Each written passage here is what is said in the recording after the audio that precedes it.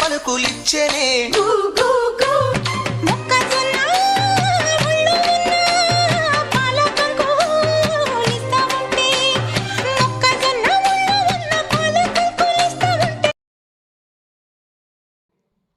Hi friends, చూడండి మేడారం జాతరలో ఆదివాసుల బొమ్మలు అయితే చాలా బాగా పెట్టారు.